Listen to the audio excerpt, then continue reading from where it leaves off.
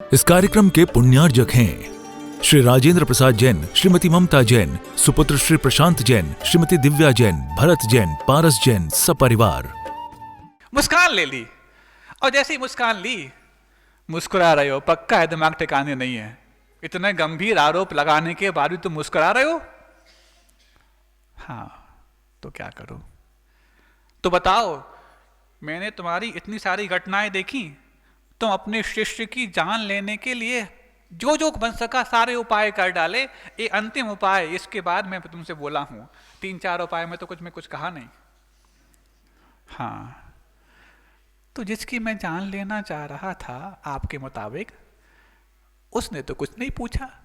पता नहीं, या तो वो शिष्य सिर फरा है, या कुछ तुमने हिप्नोटाइज कर दिया होगा जो बोलता नहीं, या गूंगा होगा। कुछ ना कुछ तो उसमें भी है। उसकी तो मैं बाद में पूछूंगा, वो तो बेचारा है। तुम्हारे पास क्या चाह रहा है? क्यों हिंगोली वालों, समझ में आ रही है गुरु शिष्य की बात? महाराज, सस्पेंस बहुत क्यों बना रहे हो? जल्दी बता दो कि ऐसा क्या था। पहले लग तो जाए कि उस शिष्य के पास कितना पेशेंस था। उसने तो जान जाते वक्त भी चूपिट नहीं किया, तो वे तो उस घटना को सुनते वक्त भी अंदर से ऐसा हो रहा हो कि जल्दी बताएं महाराज क्या कहना चाह रहे हैं। आप लोग जल्दी आए थे क्या? 3 बजे का समय दिया था, 3:30 पर आए थे। आधा घंटा लेट आए तो सुनना तो पड़ेगा कुछ में कुछ। महाराज ऐसा नहीं, हम लोग अब गृहस्थी वाले हैं, आपको तो कहीं यहीं बैठना है, हमें तो वहां से यहाँ आना चाहिए। हाँ सुनो, अब वो समय से समझ लेना इनसे। हाँ तो सुनो, ये 3-4 घटनाओं का जो आपने बयां किया, तुम्हें जो लग रहा था कि मैं उस नाव में छेद कर रहा था, हाँ हाँ वही तो, ये तो अनजान भी जानता है, मिथ्या दृष्टि भी जानता है। और यहाँ तो सब सम्यक दृष्टि बैठे हैं। हम जैसे सब मुमुक्षु बनना चाहते हैं। हम जैसे मुमुक्षु बोल तो सकते, इसमें क्या बात हो गई? जब मिथ्या दृष्टि भी समझता है कि नाव में छेद करो, वो पानी भर जाए तो पार नहीं होगी, और तुम संसार पार करने का ठेका लेकर किसी के साथ ऐसा काम कर रहे थे कि उसी नाव में छेद कर रहे थे। हाँ, मैं छेद कर रहा था। उस समय होश था? बिल्कुल होश था। तो फिर क्यों कर रहे थे? वो पानी भर भी गया था। मैंने ये भी देख लिया था, लेकिन उसके साथ मैंने कुछ और भी देख लिया था। क्या देखा था? हम तो इस गांव से उस ओर नदी पार करके जंगल में जा रहे थे, क्योंकि सन्यासी हैं, जंगल में ही हमारा काम होने वाला है। भाड़े के लिए आए थे, भाड़ा मिल गया, जा रहे हैं। लेकिन उस तरफ देख लिया कि वहां पर डाकुओं की एक टोली खड़ी है, और उस पूरी नदी में सिर्फ एक नाव है, जिस नाव से हम यहां से वहां जा रहे हैं। वो जंगल से यदि ये नाव मिल जाती, हम लोग के पार होती उस किनारे पर, तो उस नाव से यहाँ आते और यहाँ पर आकर के पूरे गांव को लूटते। लोगों के मन में ये हो जाता कि देखो 2 संत आए थे यहाँ पर, और संत आने के बाद हमारे गांव पर ऐसा संकट आया कि पूरा पूरा गांव लुट गया।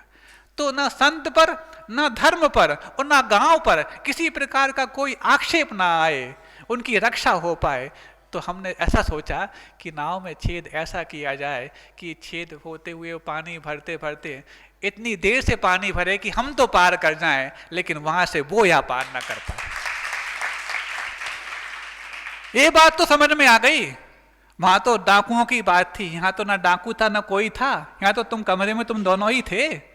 और शिष्य तो बेचारा तुम्हारी सेवा करके सोया हुआ था। जागते वक्त उसके ऊपर वार करते तो बात समझ में आती, तुमने तो सोने पर वार कर दिया। हाँ, क्यों किया बताओ? वो शिष्य पूछ लिए तो बता दूं। अब वो तो पता नहीं कैसा बेवकूफ है, क्यों नहीं पूछता। पहली बातों में 2-3 घटनाएं जो और हुई, उसमें तुमने कुछ ऐसा लीपापोती कर दी होगी, क्या पूछ नहीं रहा है? मैं तो पूछ सकता हूं। तो सुनो, तुम्हें जिज्ञासा ज्यादा लगती है, होता है दुनिया में। 2 व्यक्तियों के बीच संवाद जो चल रहा हो, वो तीसरे व्यक्ति को ज्यादा करता है। ये है, ये मानवीय वृत्ति है। पुरस्कार किसी को दिया जा रहा हो तो देने वाला खुश, लेने वाला खुश, लेकिन तीसरा व्यक्ति कहता है देखो हमारे पास भी तो 3 नंबर आए थे, हमें तो नहीं दिया जा रहा, उसको दिया जा रहा है। मतलब इनको बेचैनी ज्यादा हो रही है। तो ऐसे होता है, संसारी प्राणी है। ये सब बेचैनी के कारण ही संसार आज तक बड़ा हुआ है, इसीलिए हम सच्चे मुमुक्षु नहीं बन पाए। तो बताओ जल्दी क्या, आप लोग भी कह रहे होगे ना महाराज जी रेती वाली बात बता दो, बाकी तो समझ में आ गई हमारे लिए। सुनो, मैंने देख लिया था कि इस कमरे में, झोंपड़े में किसी ऊपर से एक सर्प जो इसके पूर्व भाव का बैरी है, और वो इसी भाव को मन में रख करके मरा था, और बन करके सर्प हुआ कि मैं जब तक इसके गले का खून ना पी लूंगा तब तक इसको छोड़ूंगा नहीं। तो वो संकल्प के साथ मरा, और मर करके त्रियंत होकर के वो सर्प हुआ, और मैंने उसको देख करके समझ लिया कि ये मेरे शिष्य के गले के खून का प्यासा है। लेकिन मैं इस सर्प को तो नहीं मारूंगा, और ना मैं अपने शिष्य को मरने दूंगा। तो बीच का रास्ता निकाला कि थोड़ी सी रेती चलाई, इसके गले का खून निकल जाए, वो भी अपने संकल्प में संतुष्ट हो जाए, और मेरा शिष्य भी बच जाए। ऐसा जो अपने आप में काम होता है। गुरु के संकेत बहुत रहस्यपूर्ण होते हैं बंधुओं। अब ये तो आपके सामने 2-3 दृष्टांत रखे, लेकिन इन दृष्टांतों को ये मत समझना कि ये कहानी किस्से की बात है। ये किस्से कहानी नहीं है, किस्से का हानि है और किस्से का लाभ है। लोग कहते हैं प्रथमान योग तो किस्से कहानी है, किस्से का लाभ है। किस्से का लाभ नहीं, किस्से का लाभ है और किस्से का हानि है, ये बताता है प्रथमान योग। द्रव्यान योग तो खूब पढ़ लिया हिंगोली वासियों, खूब पढ़ लिया द्रव्यान योग, कभी प्रथमान योग को तो पढ़ा करो। अरे प्रथमान योग की ऐसी घटनाएं जो आपके अंदर वाकई में प्रशम, संवेग, अनुकंपा और आस्तिक ऐसी चीजों को एक साथ लाती है, प्रथमान योग की बात है। प्रथमान योग में प्रथमान योग मात्र नहीं रहता, चारों अनुयोगों का सार उसमें रहता है। बोधि समाधि निधानम कहा है स्वामी समंतभद्र ने कि बोधि और समाधि का निधान है। जिस समाधि को, निर्विकल्प समाधि को प्राप्त करने के लिए समय सार आदि ग्रंथ हम पढ़ते हैं, उस समाधि के लिए साक्षात उपलब्ध करने में प्रथमान योग कारण बन जाता है। तो उसने तो ये सवाल समझ ली, हम कितना समझ पाए। महाराज अभी आप पुण्यानुभूति की बात कर रहे थे, बिल्कुल कह रहे थे। स्टोपदेश में ग्रंथ में एक छोटी सी कारिका आती है, बपुर गृहम धनम दारा पुत्रा मित्राणि सर्वथा सर्वथान्य स्वभावानी मूढ़ा स्वानी प्रपद्यते। सुन रहे हो सब लोग? एक गाथा, एक कारिका आपने पढ़ी होगी। बपु यानी शरीर, गृहम यानी घर, धनम यानी धन, दारा यानी पत्नी, पुत्रा यानी पुत्र, मित्र शत्रु, सर्वथान्य स्वभावानी, ये सर्वथा अन्य स्वभाव वाले हैं, पर हैं। अपन लोग बोलते ना ये तो पर है, ये तो पर है।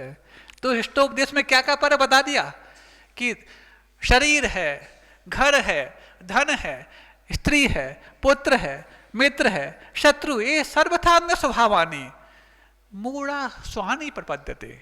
लेकिन जो मूर्ख होते हैं वो इनको अपना मानते हैं, ये हमारा घर, ये हमारा बंगला, ये हमारा बेटा, आदि आदि। अब सोचो, बात तो बहुत अच्छी कह दी महाराज, ये तो हम भी जानते हैं सब पर है, आत्मा के अलावा जो है सब पर छह की छह। हाँ, घड़ो आनंद तो आत्मा में छे। क्यों हिम्मत भाई, ठीक है ना? ऐसे ही होता है। तो इस प्रकार के, क्योंकि हम मुमुक्षु हैं, मैं मुमुक्षु हूं, तो मुमुक्षु तो यही बात अच्छी लगेगी, जो छोड़ना है उसको परमानो पहले। अब सोचो, आप तो श्रावक हो, साधु के लिए सब पर है, अंतिम पर बचा ये शरीर, जिसको सबसे पहले लिखा उन्होंने बपू ग्रह धनम दारा। अब जिस अंतिम पर को अभी नहीं छोड़ सकते, क्योंकि इसको छोड़ देंगे तो आत्महत्या मानी जाएगी, हिंसा मानी जाएगी, और अहिंसा महाव्रती हैं तो छोड़ नहीं सकते जब तक ये आयु पूर्ण ना करे। लेकिन बाकी सब छोड़ सकते हैं, वो छोड़ दिया। लेकिन गृहस्थ को इन 6-7 जो पर के नाम बताए, किसको छोड़ना आसान है? शरीर को छोड़ सकते हो?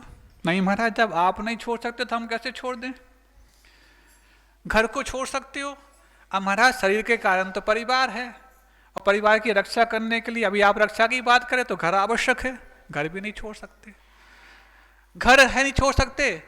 अब बात आती है धर्म को थोड़ा छोड़ सकते हैं, अभी 1 मिनट के लिए रखते हैं अपन। फिर बपुर ग्रहम धनम दारा पत्नी, अब घर है तो घर को चलाने के लिए कौन खिलाएगा? काम वाली बाई तो ला नहीं सकते, लेकिन काम वाली बाई नहीं, जो जीवन साथी बन के काम करती है उसको संकल्प लिया, फेरे लेते वक्त संकल्प लिए, निभाना आवश्यक है महाराज। आपको क्या मालूम, आपके तो संकल्प एक आध दो होंगे, हमारे संकल्प इतने सारे हैं। क्यों? आगे वाले हंस रहे हैं, पीछे वाले देख रहे हैं कौन हंस रहा है, हमारे वाले हंस रहे हैं कि नहीं हंस रहे हैं। तो ऐसे ही है। तो बपुर गृहम धनम दारा, पत्नी को नहीं छोड़ सकते, जीवन भर साथ निभाएंगे, संकल्प लिया, जल्दी नहीं छोड़ सकते जब तक वो अनुमति ना दे दे। फिर पुत्र, अब पत्नी है तो संतान भी है, कैसे छोड़ दें उनको, वो तो गृहस्थ जीवन का फल माना जाता है। अब संतान है तो उनकी रक्षा करने के लिए मित्र भी हैं, उनको भी नहीं छोड़ा जाता। अकेले हम अपने परिवार में रह के जंगल में रहने लग जाएं तो कौन का? सामाजिक व्यवस्था है महाराज, सामाजिक व्यवस्था को बनाना भी बहुत कठिन है और छोड़ना तो और कठिन है। तब तुम समाज में रहते, सही कह रहे कि नहीं हिंगोली वालों? हाँ, मला मराठी येत नाही, हाँ पर स्वल्प येते, तुझे येते? चलो सुनो, तो मराठी, हाँ चलो।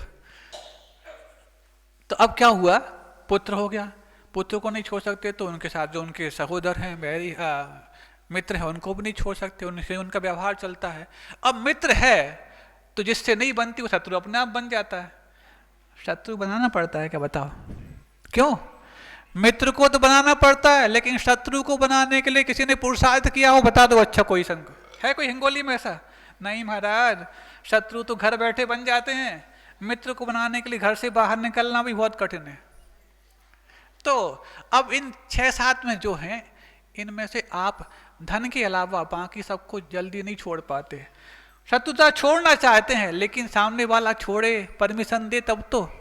एक तरफा वैर भी जब पार्श्वनाथ के लिए 10 भव तक परेशान करता रहा और दोनों तरफ का चल रहा है तो कब तक जाओगे सोचो।